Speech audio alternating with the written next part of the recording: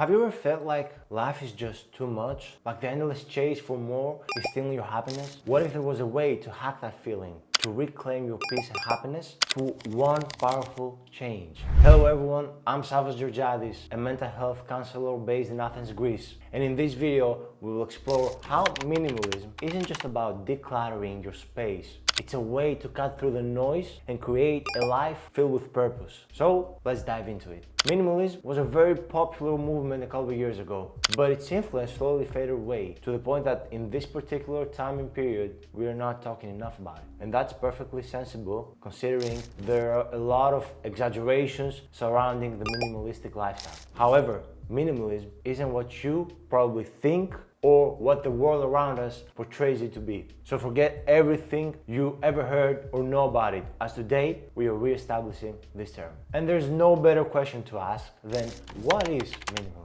Most people associate the term with stark, empty rooms or the concept of getting rid of everything they own. But it means much more than simply having less stuff. It's more about intention. It's about letting go of what no longer serves you so that you can focus on what actually brings joy and meaning into your life. Even though that sounds like the mindset that everyone has or the way of living everyone goes by, that's not really the case. Just think about how often you end up buried in things, tasks, and even relationships that don't actually bring you joy or even hurt you. All of the things we think are necessary end up crowding out our mental space, making it much harder for us to find true peace. And there's a valid explanation why this is happening. The human brain can only take in certain amount of information before being overloaded or overwhelmed. When we lessen the noise around us, we make room for clearer thinking, more deliberate actions, and eventually a happier lifestyle. That's also why multitasking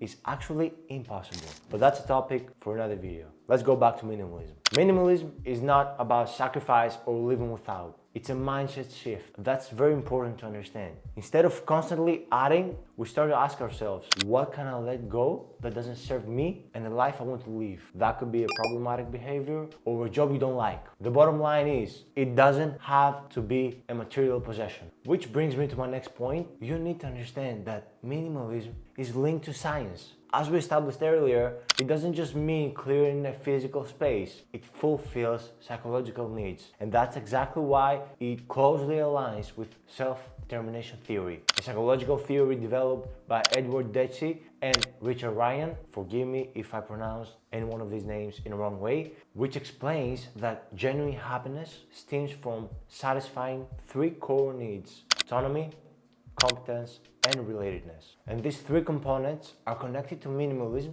because by encouraging intentional choices, minimalism supports autonomy, freeing us from the pressure to constantly consume and allowing us to focus on what truly matters. Also, studies have shown that minimalists often feel an increased sense of control over their lives, reinforcing in that way competence as they streamline their goals and their environments. Finally, addressing the third and last need of self-determination theory, relatedness. By focusing on meaningful relationships over material accumulation, minimalism fosters deeper connections. So, as you can see, minimalism isn't just a philosophical choice, it's backed by psychological theories and multiple studies as well. But that's just the theoretical aspect of things. What really matters is how one can actually practice minimalism. And allow me to say this again and repeat myself because everyone must comprehend this. Integrating minimalism in your life doesn't mean throwing away everything overnight. It's about small, intentional steps that will simplify your life. And here are three practical ways you can start today. Step 1. Begin with your physical environment. Choose one area like a closet or a workspace and clear out items you no longer need or use. The goal isn't empty shelves, but rather a space that serves you. Next, step 2. Move to your digital life. Unsubscribe from email lists, remove apps you rarely use, and set boundaries for screen time. Digital decluttering reduces cognitive overload and helps you stay focused and engaged with what truly matters. You have to monitor what you consume on the media. And this brings me to the final step, number 3.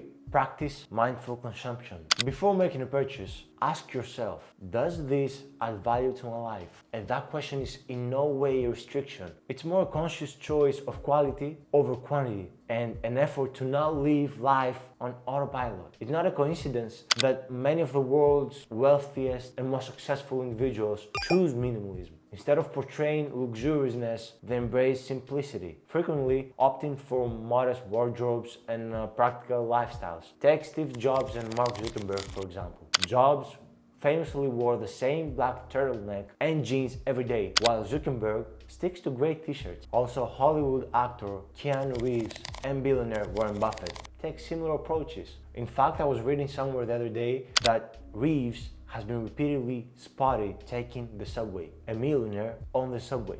Buffett, on the other hand, one of the richest men on the planet, still lives in the same house he bought in 1958. These examples prove that minimalism isn't just for the modest or the ones struggling financially. It's a choice embraced even by some of the most successful. And if you consider all that, they bring us to the question I posed in the beginning. What if the key to happiness isn't having more, but in needing less? Because from what we saw today, minimalism isn't just a lifestyle. It's a path to clarity, purpose, and a sense of freedom that money in no way can buy. And maybe if you truly embrace it, you will actually find that missing piece you're looking for that will help you mentally to get where you want to be.